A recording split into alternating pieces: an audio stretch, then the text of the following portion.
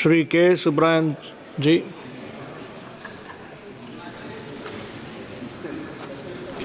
தலைவர் அவர்களே,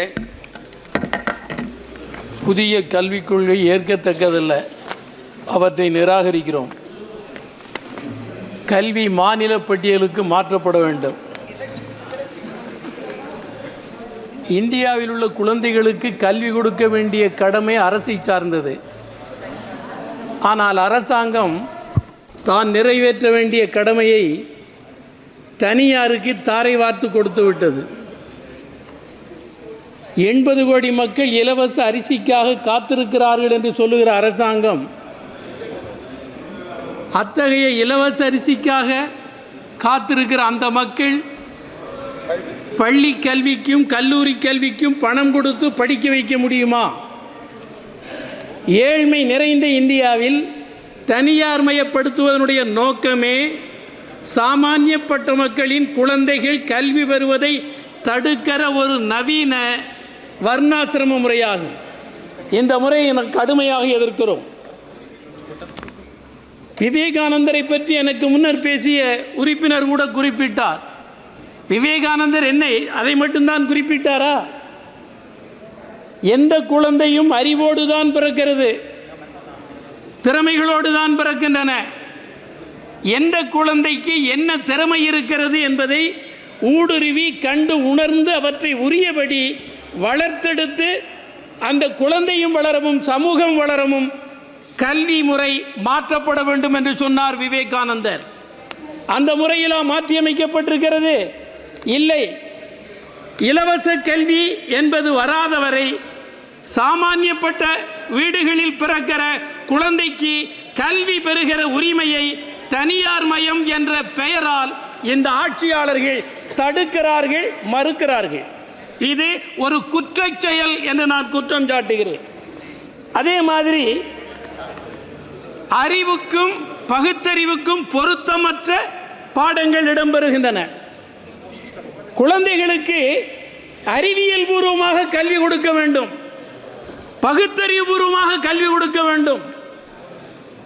பல 100 ஆண்டுகளுக்கு முன்னர் செத்துப்போன கணவனின் உடலில் பிணத்தோடு உயிரோடு மனைவியையும் எரிக்கிற பழக்கம் தெய்வீகம் என்று அந்தஸ்து கொடுக்கப்பட்டது. அதே மாதிரி கோடிக்கணக்கான மனிதர்களுக்கு படிக்கிற கல்வி பெறுகிற உரிமையையே மறுத்த நாடுதான் இந்த நாடு. அத்தகைய நிலைமை நிலவுகிற போது கல்வியை அறிவியலை கொண்டு செல்வது அவ்வளவு எளிதல்ல என்பதை இந்த ஆட்சியாளர்களின் நடவடிக்கைகளே அம்பலப்படுத்துகின்றன. அவ்வளவு கடுமையானதை எதிர்த்துத்தான் போராட வேண்டிய அவசியம் தேவையும் இருக்கிறது. இங்கே எனக்கு முன்னர் பேசிய சச்சிதானந்தம் அவர்கள் குறிப்பிட்டார்கள், வரலாற்று புத்தகங்களில் வரலாற்றையே மாற்றி எழுதுகிறார்கள். உள்துறை அமைச்சர் அமித்ஷா அவர்கள் இந்திய வரலாறு திருத்தி எழுதப்படும் என்று சொல்லுகிறார்கள். இது எங்கே கொண்டு போய் முடியும்? வரலாற்றை வரலாற்றின் கண்ணோட்டத்தோடு பார்க்க வேண்டும். வரலாறு எவ்வாறு நிகழ்ந்ததோ அவ்வாறு நிகழ்ந்ததை பதிவு செய்ய வேண்டுமே தவிர தங்கள் விருப்பத்துக்கு தக்கபடி பதிவு செய்து கொள்கிற முறை, மீண்டும் சொல்லுகிறேன், இது ஒரு குற்றச் செயல்தான். இந்த குற்றச் செயல்களை ஆட்சியாளர்கள் செய்வார்களே ஆனால் வரலாற்று சக்கரம் இவர்களுக்கு கடும் தண்டனை தந்தே தீரும். அதிலிருந்து அவர்கள் தப்ப முடியாது.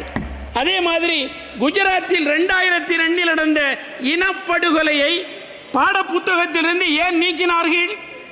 அதே மாதிரி முகல் ஆட்சியை, முகல் காலத்தையே மூடி மறைக்கிறார்கள்.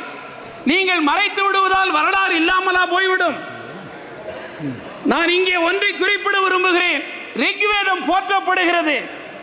ரிக்வேதத்தை தந்த ரிஷிகள் இந்த நாட்டில் இருந்தார்கள். அந்த ரிக்வேதம் கரையான் அரித்து அழிகிற நிலையில் இருந்ததை எடுத்து அச்சுக்கு கொண்டு வந்தவன் யார்? ஒரு கிறித்துவன் தான், மார்க்ஸ் முல்லர் தான் எடுத்து கொண்டு வந்தார். உலகின் கவனத்திற்கு கொண்டு சென்றார்.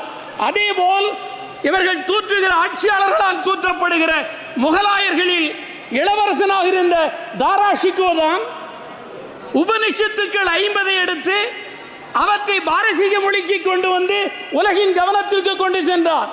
அத்தகைய சிறப்புமிக்க பங்களிப்புள்ள அந்த முகல் சரித்திரத்தையே தடுத்து நிறுத்துகிறார்கள். இது சரியல்ல என்பதை இங்கே குறிப்பிட விரும்புகிறேன். அதேபோல் இன்னொரு முக்கியமான விஷயத்தை நான் குறிப்பிடுவது, Sir, please conclude. Please conclude, sir. within 2 minutes I Please will conclude. conclude. Please conclude. Kendriya வித்யாலயங்களில் மாநில மொழிகள் கட்டாயம் மொழி வழி பாடம் கற்றுக் கொடுக்கப்பட வேண்டும். தமிழ்நாட்டில் என்றால் தமிழ்நாட்டில் தமிழ் பாடமொழியாக வேண்டும். இவற்றை அரசு கவனத்தில் கொள்ள வேண்டும் என்பதை தெரிவித்து, அரசு நீட் தேர்வு நடக்கிறது. இந்த நீட் தேர்வு தமிழ்நாட்டில் நடக்காமல் வேறு பல மாநிலங்களில் நடைபெறுகிறது. இது சரியல்ல. மாணவர்களை துன்புறுத்துகிற வேலை, இந்த வேலையையும் கைவிட வேண்டும் என்று கேட்டு, மீண்டும் புதிய கல்விக் கொள்கை தேசத்திற்கு எதிரானது, மக்கள் சிந்தனையில் விஷம் பாய்ச்சுவது, அவற்றை வாபஸ் பெற வேண்டும். Thank you, sir.